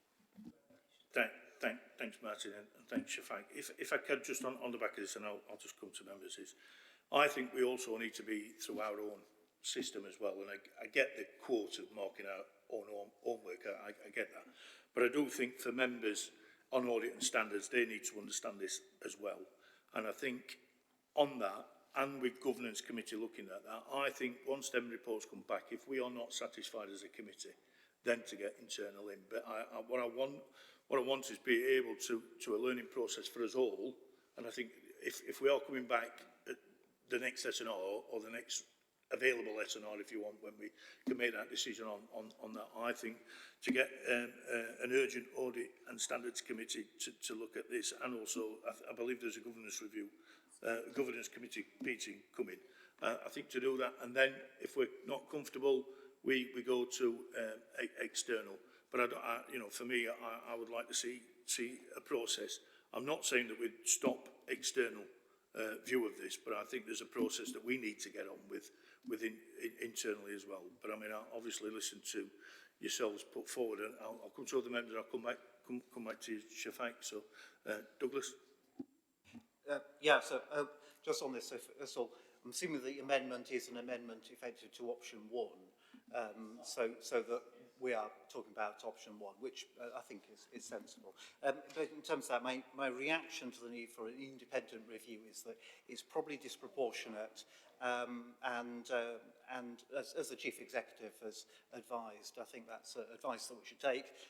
It's probably not necessary, and as the Chair said, the way forward is for us to deal with it internally, which of course is ultimately in a public setting through the public, whichever committee it comes to. We're just thinking about how to take this further. I mean, I agree with your second point that there should be, to the extent there should be oversight by elected members on the decision as to how to distribute the containers, whatever happens. As the officers have advised, there's going to be some process that's internal. I'd suggest as councillors, we probably want to have some discussion to give a steer on that. There might be a question about whether we want to have that in public, but probably just give a steer on that so as to be clear about the criteria. But it is largely an operational thing. I just expect the officers to be reporting back to us as elected members at some point. So really it's a practical question of when that's going to be, because if you look at paragraph 118 of the report, it's like, there's an expectation of the proposal of the options to take forward being complete by mid-April, which is fine, except the fact that there's elections going on. So we're not going to be in a convenient place to take decisions as a committee and in practice until really the end of May at the earliest. On the other hand, that may actually not be too much of a delay there. So it's just a practical thing about how we get the member oversight in. Thanks, Douglas. I've got Julian and Brian. Thank you, Chair. I am concerned about the amendment from the Liberal Democrats. We either have confidence in our internal audit processes or we don't. And I think we're on dangerous ground if we start cherry-picking which decisions which items go there and don't go there. Because at the end of the day, for me personally, if anything is going to the audit board, it's a serious matter. It's something that we need to examine, and it's something that we need to get right. And I think it's very worrying. We're setting a very worrying trend if we say that this particular item doesn't need to go there. We will end up in a situation where ultimately everything we need to review will end up going to external audits. You haven't said anything in the amendment about how you will pay for this. You haven't said anything in the amendment about who will be the independent people who we would all have trust and confidence in to do a better job than our own internal audit position, which I think is information that is lacking in the amendment. But more importantly than that, I think as a council, we either trust our own processes and we work within them, or we say that we don't. And frankly, I trust our processes. Yes, we have got this particular decision wrong. We've all acknowledged that. We all understand that. I think the people of Sheffield know that. But I think, you know, we are a council now that is pulling together, that is working together, that is working under a new system, and we should be giving that system the opportunity to show that it can work properly. And when we do make mistakes, the public can have confidence that we can put them right. Thanks, Julie. We've got Brian and Angela. Then I'll come back to yourself, Sheffield. Brian? Yeah, thanks. I understand what you're saying about strategy and resources. I'm just a bit concerned. You initially said the next, but I presume you mean most appropriate. But I wouldn't want to put timescales in tying things down, because if it's going to take time to go through this process, identifying people that want the planning consent, as you said, we could be setting artificial time barriers in there. So whilst I think it's right that we have oversight and that there's members involved in it, I'm not necessarily sure about tying it down to a particular meeting or next but one, because I won't want to disadvantage groups that may want to look at considering making a bid for one. Thanks, Brian. Angela? Yes, I just want to echo some of the things that have been already said about the audit and standards. I've been on the Audit and Standards Committee since I was elected in 2019, and I can assure you, Councillor Mohammed, that we take it very seriously, and I have 100% confidence in our internal audit. They're doing an incredible work, an incredible job, that, you know, they nitpick a lot of things. And we have regular reports, and I think it is the right place. And in fact, last week at the Audit and Standards, we've already talked about this item coming back to us eventually. It's a non-political committee, if you want. We work together. It precedes the committee system. We work together to not scrutinise, but look at how we do things in the council. And I think to take it away from internal audit would jeopardise the other work that the internal audit does, because it's like saying that we have no confidence in the processes, and the processes are sound from my point of view. Thanks, Angela. I'll just bring Joe in and then I'll give you the right reply. Joe? Thanks. Yeah, I mean, I must say, I didn't read into Shafak's proposal any slight against audit or internal audit. I think I appreciate the Chief Executive's clarification. I think that's set everybody off a little bit more than necessary. I don't think there's any slight. And my understanding of the process and the request is that it would go to internal audit, but that there'd be some oversight of that by, and if independent is the wrong word, you know, an external person. And my understanding, it's been a while since I was on the audit committee, but, you know, the external auditors would pick up some pieces of work out of their budget of time, some pieces of work that internal audit had done, and have another look at it. I don't see any, you know, whether you agree or disagree, you can be entitled to disagree with that, but it seems to be a perfectly straightforward proposal one way or the other. Thanks, Joe. If there's no more comments, I'll get right to reply. Thank you, Chair. I think there's 2 points I was trying to make, and maybe we need to deal with them separately, because I think that might be helpful in terms of, I take the point that Councillor Lodge makes, maybe at a S&R meeting as opposed to the next. So I'm quite happy to amend that. So for that, that's the slight change I'm happy to accept, and I'm sure Councillor Smith will support that one. I think I'm still of the view, I mean, Councillor Otten talks about external rather than independent. I'm relaxed with either word.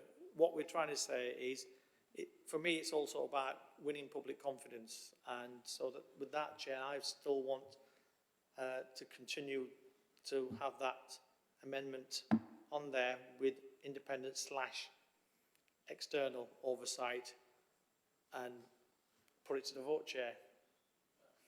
Thanks. I will put that, the amendment to the vote, but what I will put a caveat on is that on part of that is on reviewing the lessons learned from the from our audit, internal audit, and from our governance, that if we do want to then get an independent person in, or it is the will of the committee, then we keep that, if you want, as our next step, depending on where we are. But I understand, and I'll put your 2 parts. I'll put the first part, the second part first, if that's all right, that we bring the report back to this committee or the next suitable committee to take that report, and also with... Where the containers go. I'm assuming that we're all on option 1 here. I shouldn't do that as chair. So I am assuming that this is all on the back of option 1. So we come back here with the committee, with the community organisation's decision. The other part is the amendment that we go straight to an independent stroke external. And so that's the amendment which I have to put first. So all those in favour of that, please show. All those against, please show. Thanks. The second part then is to go that we take the report from audit and from governance back to this committee, with the opportunity, if we deem fit, that we then go to independent external if required. The committee will make that decision. Agree? Can I say on that? All those in favour of that, please show. Yeah. Oh, sorry. Seconded on that. Thank you. All those in favour of that, please show. All those against? That's carried. So thanks, everybody. And just to underline for those here to unravel that, that's option 1. The report will come back to the next relevant S&R committee when we've got the place on the brownfield site and the community groups lined up for this committee to make that decision, and also the lessons learned from internal, or the report recommendation from internal audit and from the governance committee. Sorry, Chair, I'm a little bit puzzled now. I think Shamek's proposal had 2 parts, one to do with audit and one to do with the future of the containers. And it sounds like the second thing you put there was an alternative on the audit and not an item about the future of the containers. No, sorry. We've agreed that. Okay. Thanks, sir. It's all clear of what was proposed there. Okay, thanks. Sorry, Joe. We'll make sure. David. Can I just do one clarification in that the first recommendation is effectively in 2 parts. One is that we implement removal of the containers to storage location, and I think we're doing that, but then splitting it so the future use then comes back here. Thank you. Okay. Thanks for that clarification, and make sure the minutes associate that. Thanks for that. The next item is item 15, which is the item on the UGS we got presented.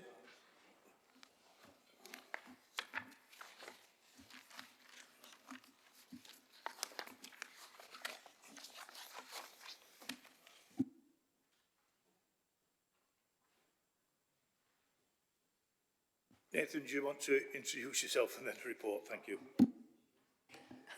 Thank you. Good afternoon, everybody. My name's Nathan Robinson. I'm a service manager within the Housing and Neighbourhoods Directorate. So today I'm pleased to bring a report to the committee that sets out that the council's been successful for its application for Homes Upgrade Grant Funding, or as it's commonly termed, HUG.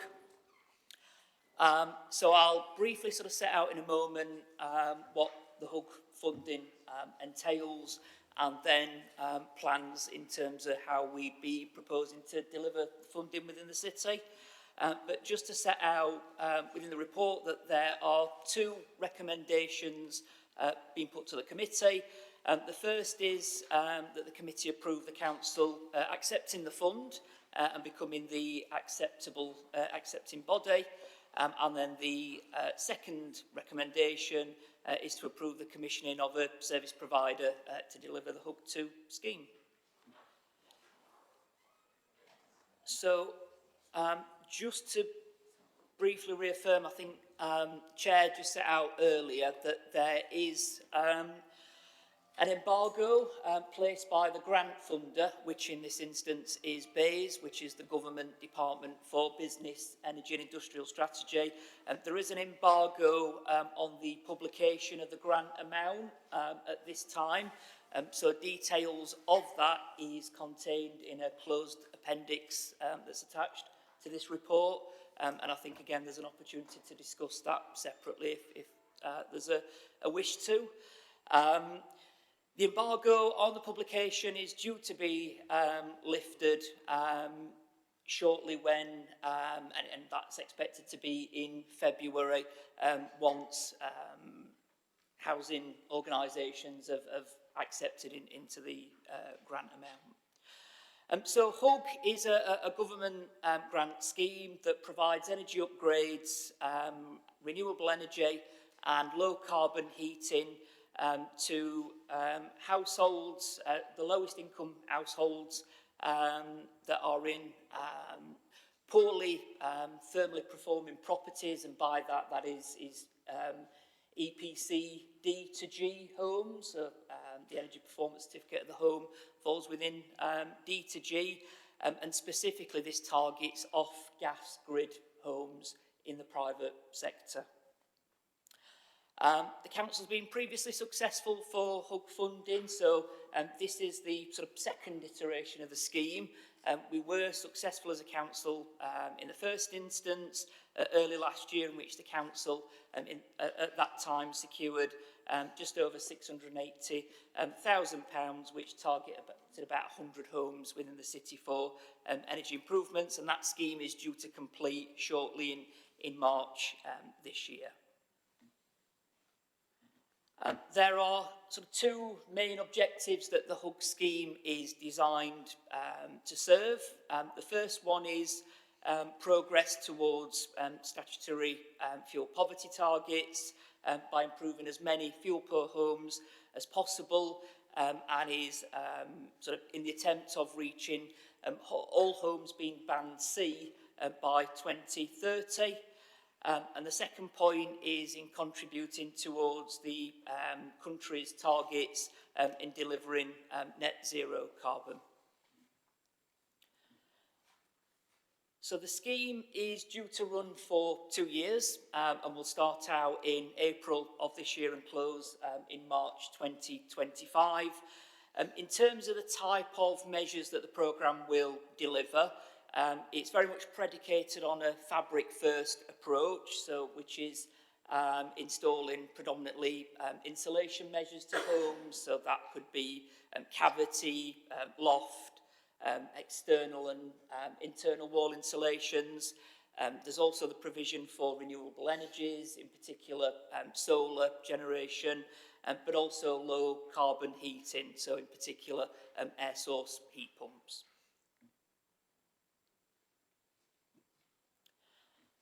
In terms of the proposal to deliver the scheme, so we would be looking to enter into a contract with a service provider to deliver the scheme, predominantly given that we don't have the sort of resources and capacity within the council, and also some of the expertise that's needed to deliver the programme.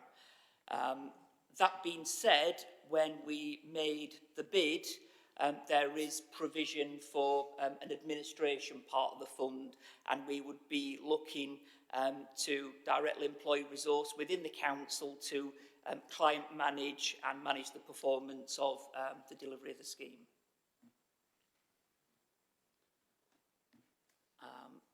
And I think that's probably it. Thanks, Nathan, for that comprehensive report. First of all, I must ask, is anybody wanting to ask any question on the appendix? Because we'd have to clear. Okay, thanks, everybody. So I've got Douglas and Joe. Douglas? Just a very brief point, just say, as chair of the Housing Committee, I think this reflects what the chair said earlier on. This is, a substantial amount of money coming from central government into the city. It's tackling some of the most acute points of whether there's need for carbon reduction in people's homes. It's therefore meeting the cost of living. It's targeted at, the poorest areas. Is there any box it doesn't tick, really? I just really welcome this. It's really good news. Joe? Thanks, Chair. A question on what we're actually proposing to do with a lot of these homes. There's a trade-off, isn't there, between warmth and ventilation, quite potentially. And if you just wrap people up completely, they will open the windows, and they will be right to. If you get a high build-up of carbon dioxide and humidity in the home, you get condensation, you get the air quality is poor, high levels of CO2 affects functioning. I was in a meeting this morning which usefully had a carbon dioxide monitor on the wall, and I was staring straight at it, and it started at 900. When it got to 2,000 parts per million, I got up and opened some windows, and it gave some relief. But most people in the home won't know what the CO2 levels are, but they will know this feels a bit much, and they'll want to open windows. Is this taken into account? Is there a ventilation standard? Is there a solution for fresh air without losing heat that is going to be incorporated? You haven't got gas in these properties. No, I don't have gas. I don't have gas at home either. I have the same issue. There is condensation, the humidity you get just from people in the room, and also CO2. Thanks, Joe. Nathan? I'd always be worried of getting into sort of dangerous weeds in terms of some of the technical detail of this, but so any government grant scheme must comply with something called PAS 2035 standards, which is a sort of national standard in retrofitting domestic dwellings. So as part of, if we are proposing to do any works to a property, there has to be a full sort of retrofit assessment and a ventilation strategy for that property. So predominantly that would look at things like sort of mechanical heat ventilation systems, which again will manage that very issue of ensuring that you've not got that sort of cold air entering into the property. So yes, every property will have a full retrofit survey that looks at a suitable ventilation strategy to avoid all those issues that you mentioned. Sorry, PAS 2035, did you say? I can Google that. Yes. Okay. Thanks, Joe. I've just got Brian. Yeah, just a very quick one. 4.2.2. It says 10% of properties relating to the grant and project can be social housing. Additionally, on 10% of properties related to the grant can be caravan park homes. Is that 10% of the funding or 10% of the numbers? Just trying to understand it. So. Yeah, so it's 10% of the funding, so it's flexibility in the funding that if you've potentially got sort of multi-tenure sort of buildings or estates, then it grants for that. But in terms of the sort of design of the government grants, there's the Social Housing Decarbonisation Fund, which is solely aimed at registered providers, social housing properties, and then sort of these other schemes such as HUG, which are very much sort of focused on private sector. Thanks, Brian. Any more questions, comments? If not, can I, like Douglas, welcome this in? I mean, it's tackling fuel poverty and providing warmth to homes, etc. And I take Joe's point in some respects about wrapping that up. Richard, do you just want to come in? Yeah, I'm slightly concerned because I'm looking at the appendix and I've got a question relating to some information in that, not mentioning financial things. Right. But I don't know. Okay. Will it affect, I asked this just out of business keeping, if it doesn't affect the voting for the recommendation, if it will, then by all means I'll shut the business down. But if we could take the recommendation and if you want to ask your question in closed session, we're going to close for the next item 13 anyway, but as I say, if it's going to affect the way you may vote, then if you could just kind of just show me if if it's point of clarification or not. I think it might, so I think you should close, Chair. Right, okay, with that then, is there any more questions on the open document? Right, then I will close this session and then we'll come back for the recommendation. Okay. Thanks for those questions. We've got recommendations on the paper. Can we agree those recommendations? Agreed. Anybody against? If not, thanks everybody. Just before we close the session, I'd just like to say thank you for everybody watching today, for persevering with us. I think you've been treated to a good debate, and look forward to catching up next time. We will now go off and discuss item 3, which is not for publication.